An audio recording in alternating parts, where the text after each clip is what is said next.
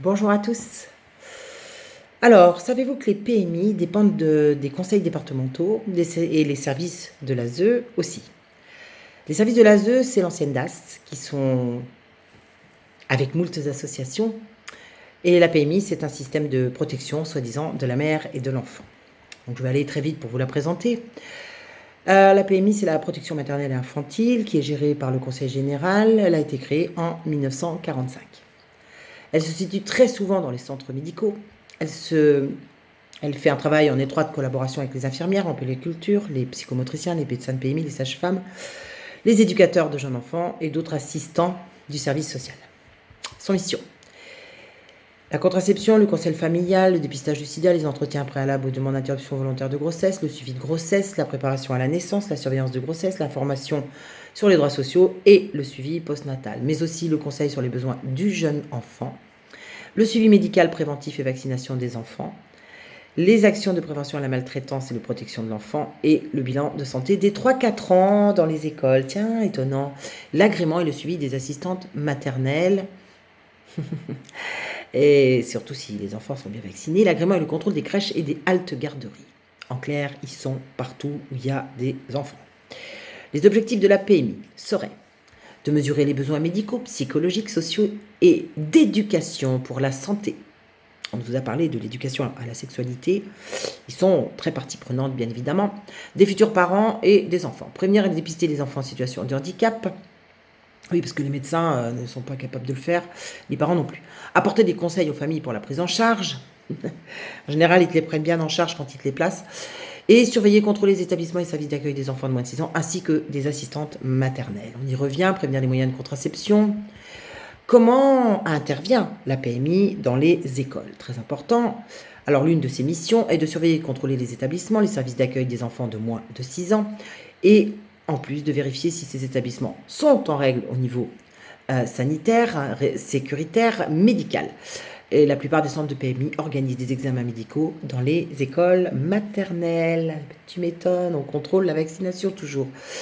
Alors, à l'école maternelle, votre enfant est âgé de 3 à 4 ans, peut être amené à subir des examens médicaux. C'est nouveau, ça vient de sortir, réalisés par des professionnels de la PMI. L'examen porte en général sur le développement de votre enfant, sa vue, son audition et son expression. Un bilan de santé et des vaccinations est le plus souvent mis en place. Ça ne veut rien dire étant donné que la vaccination est obligatoire et que tous les enfants sont vus par des médecins. Donc, on a un double emploi, bien évidemment. Mais on a un but, par contre, pour eux, qui est quand même pas négligeable, vous allez voir. Tous ces examens ont pour but d'assurer le bon développement de votre enfant, de son épanouissement, bien sûr, surtout quand on te les place, et de son adaptation au monde scolaire. Une structure liée aux conseils généraux et qui pratique des bilans de santé sur les enfants. Le bilan figure généralement sur le carnet de santé que les parents sont invités à produire. Bien évidemment, un tel examen peut être pratiqué par le médecin référent de votre enfant, ce que je vous souhaite et encourage vivement à faire, puisque cette visite médicale n'est pas obligatoire dans le cadre de la PMI. La préparation de cette visite fait l'objet d'un questionnaire que les enseignants remettent aux parents et portant uniquement sur des questions médicales. Les parents sont aussi informés sur la possibilité qui leur est faite d'assister à la visite médicale de leur enfant. Vous n'êtes pas obligé, hein, ils peuvent prendre ton enfant tout seul à 4 ans, poser plein de questions, lui faire dire ce qu'ils veulent aussi, pourquoi pas. Ça va, tout va bien, il n'y a pas de souci. Alors, cette visite prend un tour tout à fait particulier, puisque au questionnaire adressé aux parents, on ajoute aussi un autre questionnaire auquel vous n'aurez pas accès du tout, vous n'êtes pas informé de ça, et que les enseignants sont appelés à remplir et à remettre au personnel de la PMI. Ce questionnaire, dont les parents n'ont pas connaissance, sera ensuite confié au bon soin du Conseil général.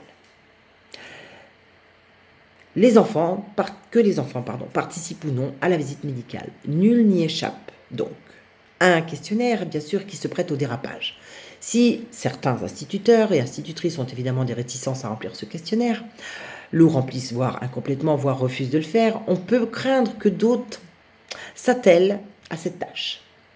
N'en doutons pas, lâchant quelques considérations personnelles, critiquables, voire malveillantes. De telles informations peuvent alors porter préjudice, bien sûr, à votre enfant et à vous-même. Donc, des données personnelles non protégées. En effet, il faut bien remarquer que ce questionnaire est nominatif et donc il permet d'identifier l'enfant et ses parents. par nom, adresse, ainsi que de recueillir des informations précises les concernant. Le fait qu'ils n'en soient pas informés rend impossible pour les parents l'accès à ces informations les concernant et a fortiori, ils ne peuvent en demander la rectification des données ou leur suppression. Pourtant, il y a une loi, et cette loi, elle s'appelle la loi informatique et liberté. Toute personne qui met en œuvre un fichier ou un traitement contenant des données personnelles doit en informer les personnes fichées de son identité du responsable du traitement, de l'objectif de la collecte, de l'information, du caractère obligatoire ou facultatif des réponses, les conséquences de l'absence de réponse, les destinataires des informations, les droits reconnus à la personne. De plus, garant du respect de cette loi, la Commission nationale informatique et liberté, la CNIL donc, administration essentielle pour la lutte contre le fichage, pour le respect de la vie privée et des libertés individuelles, impose que lui soit déclaré tout fichier nominatif, sauf dispense particulière. Or, ainsi que vous avez pu le constater, aucun de ces éléments informant des droits de la personne rendus obligatoires de par la loi ne figure dans ce questionnaire. Un questionnaire donc dangereux, qui va bien au-delà de la violation de la vie privée. Loin d'être anodin, le questionnaire pourrait être un outil destiné à alimenter un fichier informatique préoccupant concernant les familles et ainsi établir par les services du conseiller général des petites recherches sur vous et des visites de la part de la PMI et de l'ASE. D'ailleurs, cette année, figurez-vous que tous les parents ayant un enfant entre 3 et 4 ans ont eu à remplir un questionnaire nommé dossier numérique Esculap. Accès, transmission des données sur ce courrier, vous avez au beau milieu de cette information, une information de la CNIL, avec l'article de loi cité sur la liberté d'information. Donc, cochez bien le nom. Au cas où vous auriez déjà signé ce document en acceptant de donner les informations via Esculap, ce qu'il vous conviendrait véritablement de faire. Car sachant que tous les enfants en moyenne section de maternelle ont fait l'objet de ce questionnaire occulte, on incite fortement les parents à prendre contact avec le service solidarité et cohésion sociale du Conseil général afin de réclamer l'original de ce questionnaire et non une copie. Demandez l'original. Bien que le Conseil général ne l'ait pas bien compris, la CNIL vous donne effectivement le droit de ne pas figurer sur un fichier, qui plus est illégal. Donc si vous avez coché oui, vous êtes dans leur fichier. Et surtout, vous leur avez donné l'autorisation de le faire pour tout le temps. Il faut savoir que vous avez le droit de refuser la visite de la PMI pour votre enfant à l'école pour ses 4 ans. Tout comme vous avez le droit de refuser la PMI chez vous à la naissance de votre enfant. Votre bébé est suivi par votre médecin, celui de votre choix. Alors, c'est tout nouveau. Depuis maintenant un petit peu de temps, l'école signale tout retard, absence, qu'elle justifierait trop longue, anormale, et j'en passe, à la PMI. Ou alors que votre enfant est trop bruyant, retard, ne sait pas rester calme, ne sait pas écrire son prénom, manque de concentration, et ainsi va se retrouver à ne pas rentrer dans le moule de l'éducation nationale, bien évidemment. Et très vite, eh bien, vous serez convoqué et vous vous retrouverez face à un signalement à la PMI. Dès lors, une pléiade d'organismes vont se mettre en place via l'école qui signale un problème via les PMI. C'est bien rodé, n'est-ce pas, hein? Grosse manne financière, très grosse manne financière de tous ces organismes qui se font la putain des autres, en fait, finalement, puisque tout ça, ça fonctionne bien. Les ergothérapeutes, les psychologues, les pédopsychiatres, les orthophonistes et tutti quanti, pas de problème. Comment l'école, donc, signale ce problème? Elle le signale parce que les enfants ont des éléments à produire par le biais de la novlangue. Mais alors, c'est quoi la novlangue? Personne n'en parle, finalement. Qu'est-ce que c'est que la novlangue? Vous allez voir. Je vais vous donner un exemple de travail scolaire pour une première année de maternelle, c'est-à-dire un enfant de 3 ans, que j'ai vu de mes yeux. L'enfant a des billes dans 10 paniers différents sur un polycopier. Oui, parce qu'on n'écrit plus. Non, on ne fait plus de dessin non plus. Donc, 3 ans. Il a 10 petits paniers où sont mis des billes à l'intérieur. Donc, vous avez 2 paniers avec 4 billes, 2 autres avec 1 bille, 4 autres avec 20 billes et 2 autres avec 8 billes. La question a été posée comme suit. Dans quel panier y a-t-il beaucoup de billes? 3 ans. 3. L'enfant a entouré tous les paniers, parce que lui, il avait des billes dans tous les paniers. Et c'est logique. Mais sa maman était étonnée qu'il n'ait pas pu voir là où il y avait le plus de paniers remplis. Alors moi, je lui fais remarquer que la question est très mal posée et qu'elle aurait dû être posée comme suit. Dans quel panier y a-t-il le plus de billes? D'ailleurs, l'enfant, immédiatement, a trouvé les 4 bonnes réponses. Voilà donc comment rentre la novlangue.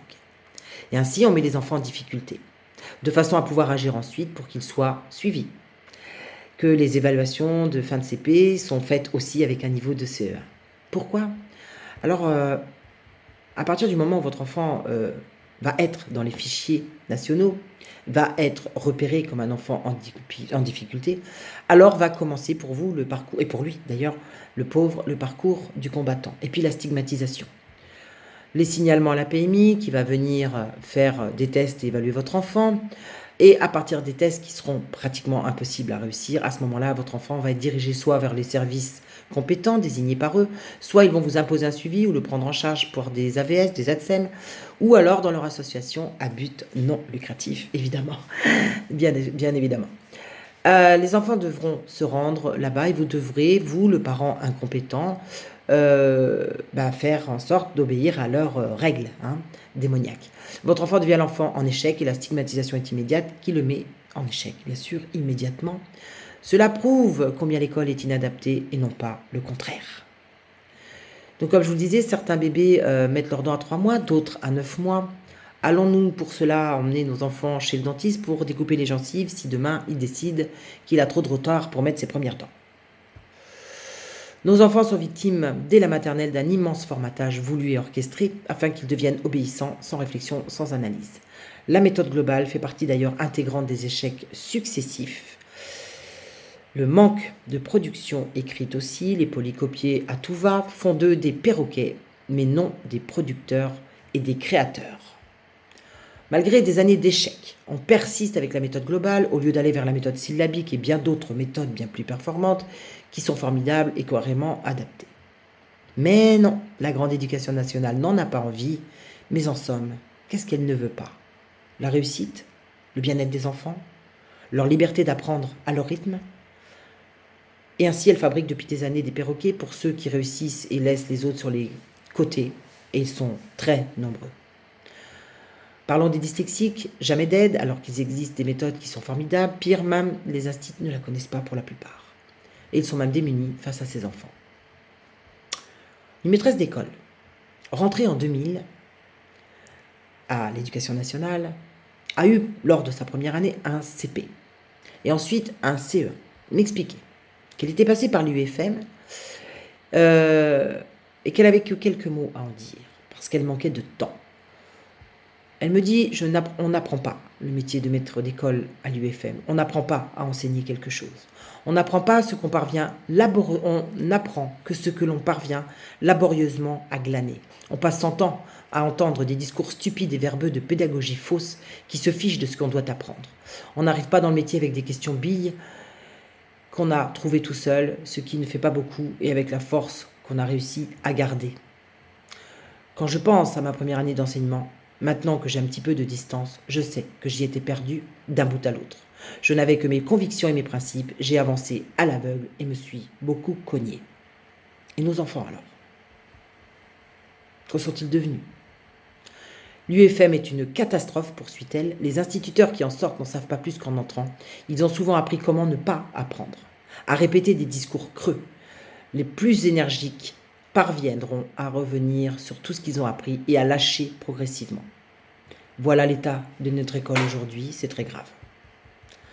Alors, elle y fait état de tous les mensonges. Il est faux que la méthode globale ait été très rarement utilisée, comme le prétend M. Lang dans sa préface au programme de 2002. Et si on parle d'une méthode exclusivement globale, la proposition est vraie. Mais si on parle des méthodes qui commencent en global et n'insistent pas ensuite suffisamment sur le syllabique, la proposition est fausse, la méthode est globale, est énormément répandue. Elle est même la norme actuelle. Si la globale extrême est une archi-catastrophe parce qu'elle loupe plus de la moitié d'une classe, la globale soft est tout simplement une catastrophe. Elle ne loupe pas tout le monde, elle loupe environ 5 élèves par classe, c'est-à-dire 20%. Les 20% qui ne pouvaient pas apprendre tout seuls, ni avec leurs parents, mais qui auraient appris sans problème en syllabique. Elle loupe 20% et elle fait des dégâts qui ne se révèlent pas nécessairement tout de suite chez tous les autres à des degrés différents. Il est faux que la méthode globale sera résolument écartée des nouveaux programmes comme l'affirme Lang dans la phase suivante du même passage. Elle le sera le jour où les programmes ne parleront plus de reconnaissance des mots ou d'identification des mots. mais de lecture. Le jour où ils diront qu'il faut faire un CP 2 heures de syllabique par jour, selon une progression ordonnée, et que la lecture demande de la part du maître une grande ténacité. Le jour où ils diront qu'il ne faut pas laisser passer en CE1 ceux qui ne savent pas lire, et le jour où tout ceci sera répété et martelé au sein des IUFM. Le ministre qui voudra résolument écarter la méthode globale aura du pain sur la planche et des adversaires très nombreux à affronter. Il aura un dur et long combat à mener, ce qui ne semble pas être dans les dispositions actuelles du ministre actuel. Pour l'instant, pour ce que j'ai observé de la situation, voici comment vont les choses. Quelques maîtres de CP tiennent encore le coup et apprennent à lire à tous leurs élèves, sauf exception. Ils sont rares, mais le seront de plus en plus. La majorité en laisse 20% ou plus sur le bord du chemin, et ces 20% en plus n'apprendront jamais à lire correctement. Une autre minorité, on laisse beaucoup plus sur le chemin, cette minorité risque de grossir si les choses ne changent pas. Ce sont des chiffres que vous pouvez trouver. On peut aussi dire que la tendance est à penser qu'il n'est pas si grave que les enfants n'apprennent pas à lire, en témoignant de nouveaux programmes qui admettent tranquillement que certains enfants ne savent pas lire en arrivant au CE2. Et l'organisation du cursus par-ci qui se traduit par la quasi-obligation de faire passer du CP au C1 tout enfant qui est entré dans la lecture, et non pas tout enfant qui déchiffre correctement. Ce qui est patent aussi, c'est que face à l'illettrisme grandissant des élèves, le réflexe général n'est pas de se demander si quelque chose ne tournerait pas de travers du côté des méthodes. Extrait des textes officiels. Qu'apprend-on à l'école primaire? Nouveau programme CNDP 2002. Page 12, mensonge. On sait depuis longtemps que la fameuse méthode globale d'apprentissage de la lecture a eu des conséquences catastrophiques, même si elle était très rarement pratiquée, personne ne l'avait pour autant interdite. Les nouveaux programmes l'écartent résolument. Faux, mensonge. Page 71, flou total sur les méthodes. Apprendre à lire, c'est apprendre à mettre en jeu en même temps deux activités très différentes. Celle qui conduit à identifier des mots écrits, celle qui conduit à comprendre le sens dans le contexte verbal, texte et non verbal, support de texte, situation de communication qui est le leur. Page 73, la compilation des méthodes, programme de travail pour les élèves en difficulté, améliorer la reconnaissance des unités distinctives, composant les mots syllabes, attaque de mots, consonnes, précédant la voyelle, rime, voyelle et consonne, suivant la voyelle, progressivement, phonème. Renforcer le répertoire des mots orthographiquement connus, permettant de construire l'écriture phonétiquement correcte d'un nouveau mot. Savoir en analyser les composantes sonores, syllabes et en partie phonèmes. Les écrire et les épeler, pouvoir rapprocher ces mots nouveaux de ces mots repères. Multiplier les exercices de résolution des problèmes orthographiques. Comment excusez-moi. Pourrait-on écrire tel ou tel mot, conduisant à utiliser efficacement les deux premières compétences. Page 74, hypercompilation des méthodes. Enfin, vous pourriez lire tout, c'est impressionnant. Je ne vois pas l'intérêt de distinguer les deux. Le premier est au début, le deuxième à la fin. Pourquoi parler d'identification et non pas de lecture? Pour apprendre à déchiffrer, analyse, partir d'un mot pour détruire, et synthèse pour déduire, et synthèse, progression naturelle ou dirigée, mise en garde contre le global, mais chacun fait comme il veut. Alors, pourquoi pas une synthèse progressive seulement? Du moment où l'on parle d'identification des mots et non de lecture, que l'on parle d'analyse et pas seulement de synthèse, c'est qu'on est loin d'en avoir fini avec le global. Et pour le dire autrement, avec l'absence de syllabique et avec la compilation infinie de l'apprentissage de la lecture. Page 155, certains ne savent pas lire en CE2, mais il n'y a pas de quoi s'affoler. L'accès à la maîtrise du langage telle qu'elle est définie par les programmes peut se heurter au fait que certains élèves arrivent en début de cycle 3 sans avoir acquis les bases de la lecture et de l'écriture. Il peut en être de même pour les mathématiques. Les différenciations des enseignements dont ces élèves doivent bénéficier doivent faire l'objet d'un programme personnalisé d'aide et de progrès. PPAP. Un accompagnement plus individualisé dans les moments de la progression qui vise des objectifs généraux de maîtrise du langage peut suffire dans certains cas. Des moments spécifiques doivent être dégagés dans d'autres pour tous les élèves. Les compétences relatives à l'usage du langage oral, de la lecture et de l'écriture qui devront être acquises en fin de cycle 3 suppose un travail assidu et régulier et donc, pour les enseignants, l'élaboration d'une programmation rigoureuse mettant en jeu des progressions d'apprentissage ordonnées. Par le biais du scientisme, l'école élémentaire s'est transformée en école des sciences et de l'éducation. Ces sciences sont constituées par l'ensemble des références et des démarches censées éclairer l'éducation. La sociologie semble dominer ces sciences Elle a fait naître la sociologie du lectorat. D'une part, on porte atteinte à la fonction primordiale de l'école, qui est d'alphabétiser la population. D'autre part, on dissimule ce travail de destruction derrière le rideau de fumée de sociologie du lectorat. On observe au lieu d'agir, on dresse des cartes de l'ignorance au lieu de la combattre. La destruction de l'enseignement élémentaire et son remplacement par l'école des sciences et de l'éducation s'organise autour de la destruction de l'écriture-lecture, méthode de l'école de Jules Ferry. La destruction de l'écriture-lecture montre par la négative que toute méthode qui prétend enseigner la lecture sans enseigner simultanément l'écriture rend bien plus difficile l'acquisition du langage écrit et plus que précaire sa conservation. Je suppose que tous vos enfants ont des polycopiés comme la plupart. L'écriture, ça ancre, et d'ailleurs on écrit à l'encre. N'est-ce pas pour ancrer, pour fixer l'esprit avec l'encre et la plume, le stylo de la plume. La conservation des compétences dans ce domaine est liée à leur automatisation. L'automatisation de la lecture passe par son association avec l'écriture. Car la mémoire n'est pas seulement visuelle, elle devient effective dans l'association visio-kinesthésique. C'est-à-dire dans l'association de la vue avec le mouvement. Sans automatisation, les acquisitions demeurent fragiles et on voit se multiplier les cas de perte progressive de la lecture au cours de la scolarité. Car on a voulu réduire la lecture à une activité purement visuelle en la séparant du langage oral et de l'écriture. On pourrait citer Ghislaine Wettstein-Badour, médecin, qui a consacré toutes ses activités à l'étude du fonctionnement du cerveau et aux méthodes appliquées par l'éducation nationale. Elle préconise un retour aux méthodes traditionnelles d'apprentissage de la lecture-écriture et dans un récent article, elle fait état des faits suivants. En matière de lecture, les chiffres officiels font état de 10 à 15% d'élèves en échec. Mais la réalité est tout autre.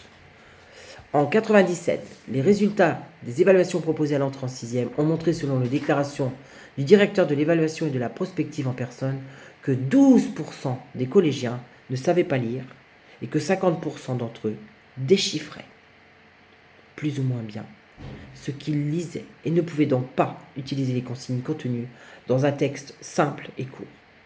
62% des enfants de cette tranche d'âge sont donc dès le début de l'adolescence condamnés à l'exclusion. La fausse dyslexie et la vraie dyslexie. On appelle dyslexiques tous les enfants qui éprouvent de grandes difficultés à apprendre à lire. Les caractéristiques les plus marquantes de la dyslexie sont les confusions visuelles entre les lettres dont les graphies sont voisines, le M et le N, le B et le D, etc. Ou les confusions auditives, lorsque les sons paraissent voisins, D et T, F et V. Les inversions des lettres dans les syllabes clos et col, ou encore des inversions de syllabes dans les mots branche pour chambre. Elle est décrite par Colette Ouzilou, orthophoniste spécialisée dans la dyslexie, dans son ouvrage « Dyslexie, une vraie fausse épidémie ». Elle expose que la dyslexie, étant un phénomène très rare dans les années 30, à l'époque où quelques spécialistes, dont le docteur Borel-Mézoni, mettaient au point des techniques de rééducation, jamais utilisées dans les écoles d'ailleurs pour aider les enfants. L'épidémie apparaît au milieu des années 70 et se développe jusqu'à affecter 10% des enfants en primaire. Les cabinets d'orthophonistes voient affluer les dyslexiques, mais en quasi-totalité, ils n'ont pas de troubles fonctionnels graves. En 30 années d'exercice, dit cet orthophoniste, mon cabinet a reçu, parmi des centaines de mallisants, seulement une quinzaine de dyslexiques véritables.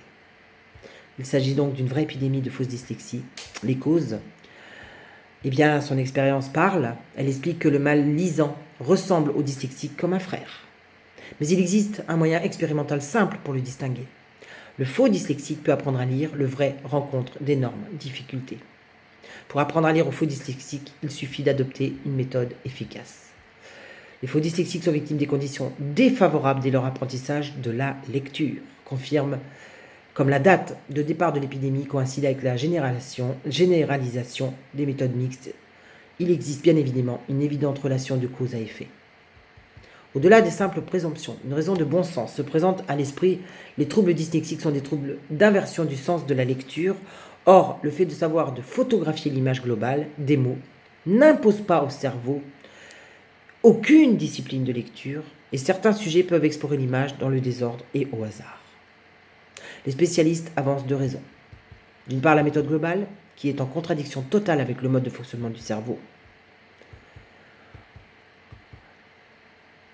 Et le professeur Sperry d'ailleurs l'explique très bien, il a montré que le cerveau traite des images de manière analogique dans l'hémisphère droit, tandis que les mots sont pris en charge dans l'hémisphère gauche par une succession d'analyses et de synthèses. L'hémisphère droit travaille sur des ensembles, l'hémisphère gauche par des unités élémentaires pour trouver la signification des ensembles. D'autre part, le fonctionnement du cerveau par analyse-synthèse ne peut être spontané, il exige un entraînement méthodique auquel répond exactement la méthode syllabique. Alors reste une dernière question.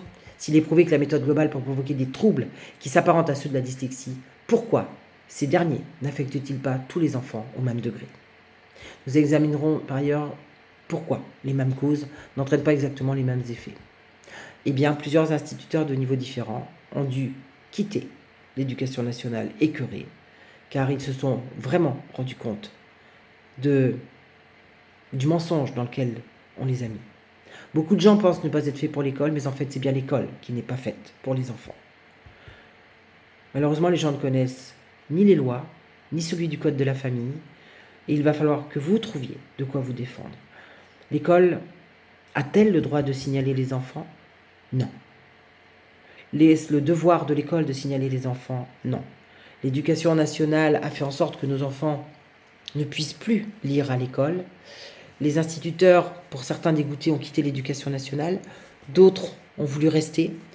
Se sont fait le relais parce qu'ils ont eux-mêmes été à l'école de la République et donc ne réalisent pas à quel point tout ceci est dramatique, combien nous avons de graves difficultés pour beaucoup d'enfants qui sont pris en charge par une tonne d'organismes différents à but non lucratif, je précise, et ça fait bouffer plein de monde. Les parents sont hyper culpabilisés et ne savent plus comment se sortir de là. Voilà. Donc, je voulais vous lire tout ça, je voulais vous faire prendre conscience du fonctionnement de tout ça. Allez voir, c'est très intéressant, je vous mettrai tous les liens.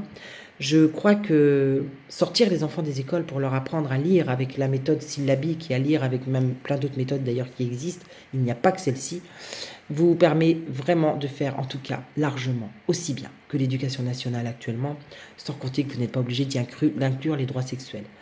On nous a beaucoup tapé dessus en nous disant qu'on disait n'importe quoi depuis 3 ans.